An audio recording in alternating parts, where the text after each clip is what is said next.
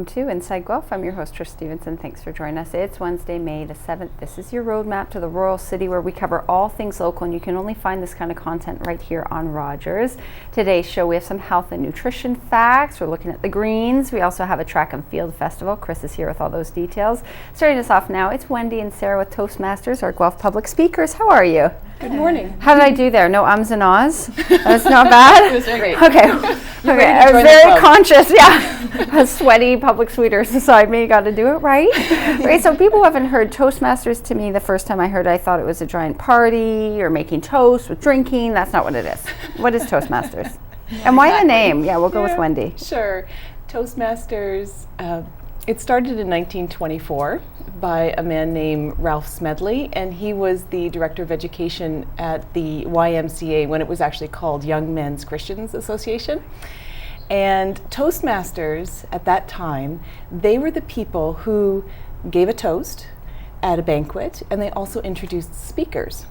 So it made sense to use that name to begin to create a social club, so to speak, to help young men at the time develop their speaking skills and public speaking skills. Public speaking skills as well as their leadership skills. Okay, so it was the MC of the party, but Yeah. you were developing that skill for multiple purposes other than just MCing, obviously. Oh, Yes. absolutely. So Sarah, you are a recent club member. When did you join? Yes, I joined about 6 months ago. And why did you join? I joined because I was starting a business. I was starting a holistic healing practice, and I realized if I was going to have a business, I was going to have to learn how to speak in front of people. You need to be able to talk to people one-on-one and maybe even do workshops or that kind of thing. Okay. But I was struggling a lot with nerves. Oh. So I thought Toastmasters was a safe place that I could go and practice where it didn't really count so much. Yes. And get some experience. And so has that helped? It's definitely helped. Okay. I've learned a lot even in the first 6 months, and I've tried a lot of things I never would have tried. Oh, really? In speaking, yeah. Like what? Just getting up, off the cuff, kind of talking, anything? Yeah, exactly. Doing speeches about topics I wasn't as comfortable about. I have participated in some contests with Toastmasters. So What are the contests? there's a couple of different contests. Yes. Both of us have been in them. Yeah, Oh, there really? are 2 contests a year, one in the spring and one in the fall. The one in the fall is a humor contest, and the one in the spring is an inspirational contest. Whoa. Yeah. So what does that mean? You have to write your own thing and present? Yes, so you write a 5 to 7 minute speech, and you deliver it out That's to your long. club. If people can appreciate that is really long. It doesn't feel long when you're up. Oh, really? It's funny, it goes by very quickly. Oh, that's an eternity to me. Okay. But it is a long time. There's a lot you can say sometimes, and you have to put it into one Yeah. very succinct message. Okay. Yeah. And so we said toasting, but what are some of the benefits that you get from being in a public speaking group? Well, I know for myself, it's given me a lot more confidence about speaking. I mean, even doing a show like this and having a conversation with you, doing interviews. I started a radio show about 3.5 years ago, and I love it. It's on CFRU, and I know that my work at Toastmasters has helped me to be able to conduct those interviews more Right. smoothly than I would before. I've gotten up and spoken at weddings or funerals, and you still feel nervous, but you develop the skills to be able to get through those nerves and be able to breathe and be able to think on your feet. Oh, that's a And big job one. interviews, it's a great, yeah. I actually got a new contract that I had previously applied for and not gotten. Once I joined Toastmasters, I applied again and I got the contract. No so I think way. It really made a Yeah. difference. Yeah. Oh, really? Oh, that right there just makes me so excited. I mean, that's a big deal. Yeah. That is a big deal. There are people who have actually met people, say, I don't know, at a social club or whatever, and they feel a lot more confident, you know, because they've gotten to meet, say they feel really, really shy, Yes. or maybe they're in the market for a new relationship, and That's a nice way to say it. Oh my gosh. Cruising the club. That's right. Yes. And Toastmasters gives you that confidence to be able to meet people and to shine and have a voice. Yeah, right. You don't want to be held up and your voice gets stunted by nerves, I'm sure. Yeah. So Sarah, how would it work? You have meetings when, and what does that meeting particularly look like? Walk us through that. We have meetings every Monday night at 6:15, And the meetings are very structured. So every segment has a time that's allotted to it, and every role is assigned to someone. And so when you show up, you know what it is you're going to be doing. You might be timing the segments, you might be leading a speaking exercise, you might be doing a speech, you might be the chairperson for the meeting, and these rotate.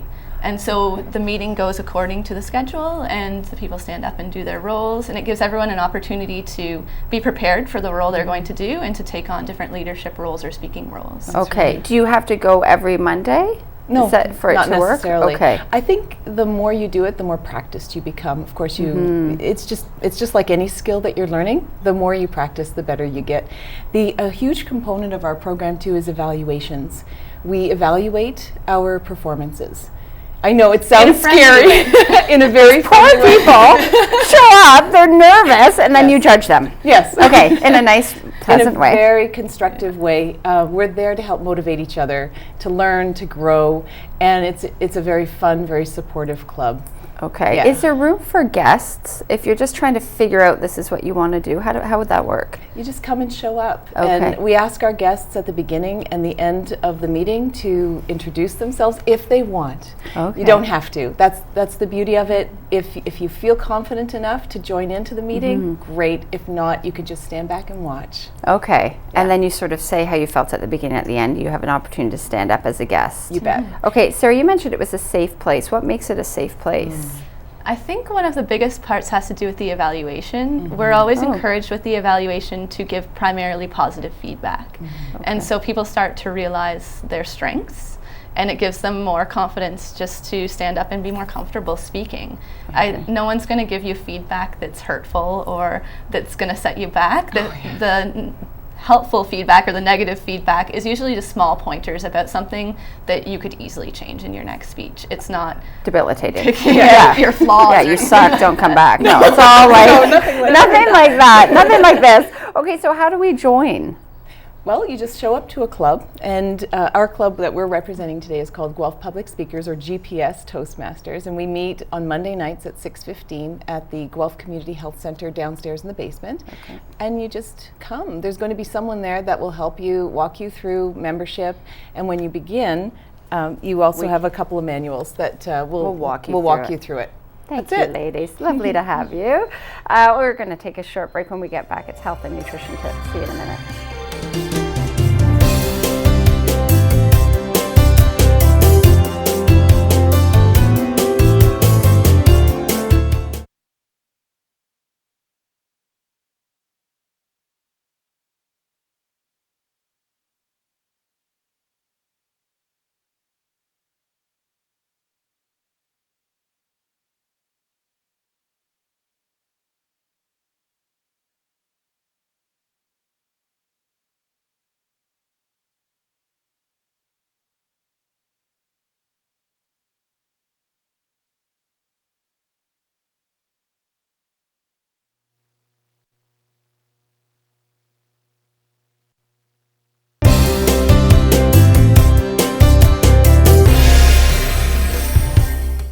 Welcome back to Inside Guelph, some health and nutrition tips. We're getting into our greens. We have Erin and Lisa. Hi, ladies. Thanks so much for being here. Thank you. Beautiful. And it makes me so happy because we're just headed into spring and all the good food. Yes. What is it that you want us to know about working these greens into our diet? Well, firstly, they're so packed with nutrition. And oftentimes we go into the grocery store and we just see a sea of green and we always get the same thing. So it's really nice to try some of these nutrient-dense foods. Yes. So one of the first ones I wanted to talk about was spinach. Okay. And spinach is a great source of iron. Yeah. Which you hear all the time. Now, is there a trick to that? Yeah, so if you want to, let's say you make a spinach salad, adding some fruit, so let's say some strawberries or some blueberries, will actually help you to absorb more iron when you eat them. Why? What is it in the fruit? The vitamin C. Okay. Yeah, so vitamin C helps to absorb iron. It does. So the more you put in, we have our little helper on set, of course. This is realistic. Okay, so we've got the... Yeah, and the other nice trick about this is it's jam-packed with fat-soluble vitamins, so like vitamin D, vitamin K, Okay. And what do you mean by fat soluble? So they're better absorbed when you actually have them with fat. Darn it, I thought you meant it melts our fat. No. So if you want to I'm like, ooh. saute them with some olive oil, you actually absorb more of those vitamins. Okay. And it's also very yummy. It's very yummy. Actually, my very favorite is here. I can't wait till we get to the kale because I don't know how to cook it. What else? This is arugula. Okay. And arugula is really good too. It's very yummy. So typically, when you want to pick arugula in the grocery store, you want to try and pick some fresh leaves, some fresh small leaves that are kind of the deeper color. Oh, just 1 second, honey. I'll be there in a minute. Got Marino. Yeah, my son. Sorry. So, and they typically only last about 2 days in the fridge. So you want to buy them right before you plan on using them. You really use these. Yes, and they're great on pizza. Oh, so if you want to throw them on some pizza, really yummy. Yeah. This is really helping us break down. You see it, what we're supposed to do with it. What's this guy? So this is Swiss chard. Comes in lots of different colors. So yellow. We've got the red one here. So beautiful kind of colors with the green. Yeah. And it would be nice in like a lasagna. You could just have that in one of the layers of the lasagna. Would be really nice. Or again, like just stir frying it with garlic and oil. Very, very pretty. Okay, what's the taste of this though? Like when you're saying in a lasagna, is it mild? Well, if you're baking it, it's going to cook more and be softer. So some people don't like kind of the toughness of the stem part of it. Yeah. But you can even take that out if you were using it in salad raw. You could just kind of take out the stem part and just have the leaves, the outer parts there. Okay. I love that we have a child roaming around because this is really actually what my kitchen is like all the time. I'm sure most people relate to this. Okay. Is this a kale? Okay, so we've got kale. This is the bane of my existence. Yeah. I don't know what to do with this. Right. Well, I'm going to go through just how to use kale to make chips. Okay. So a nice little snack that's crunchy. Here, I'll show them this. And really easy to make. So with the kale chips, all you're doing is putting a little bit of oil. So I used olive oil on these ones. Okay. And a little bit of like sea salt, just for a little bit of taste to it. Okay. And just baking it, I used a toaster oven because it's really quick that way. And just put it on a cookie sheet into the toaster oven for 10 minutes at 350. Okay, really that's quick. it? Yeah, that's it. And they're Okay. nice and crunchy. So if you're looking for a crunchy snack that's also going to give you lots of nutrients, then kale chips is the way to go. Okay, what kind of nutrients are we getting out of this? Yeah, so you're going to get calcium because it's a dark leafy green. You're going to get those fat-soluble vitamins, so vitamin K, vitamin A. You're going to get lots of antioxidants as well. So Okay, packed I'll with try nutrients. Can we, other than doing the chips, this is really hard. Yeah. So it's not really a salad kind of a thing, but could you? You could do it in salad. And again, maybe buying the smaller leaves, like some of them are larger. If you buy the smaller ones, they're going to be a little bit more tender. Okay. And you could take, again, the stem part out is really the part that's not so tender. Just rip the outer leaves and use that. And, in then a you salad. have, this is a beautiful different color, but Yeah. same. Yeah, it's a purple one, or a red one. Same deal, same everything. Same deal, just a more different- color. Yeah. Are we looking for more color for more nutrients, just like this has the red?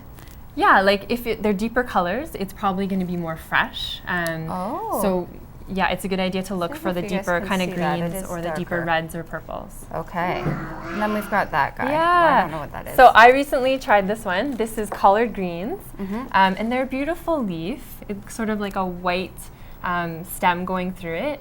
And I found them a little bit less bitter, so I sauteed it in garlic and olive oil, and just nice and easy, just stir fry it with yeah, and it was delicious. Okay, yeah, Nice these are a side. bit hardier in terms of for cooking. Like we all know, well, not all, I don't know, but the spinach always cracks me up. And my kids I show them how much I put in, and then what comes out is a tiny, tiny amount. These are a little bit more hardy. Yeah. Are we losing nutrients when we're steaming the spinach and it goes down to like nothing? Well, if you're boiling them in a lot of water, I steam them. so if you're boiling them in a lot of water, you're going to lose more nutrients. You're gonna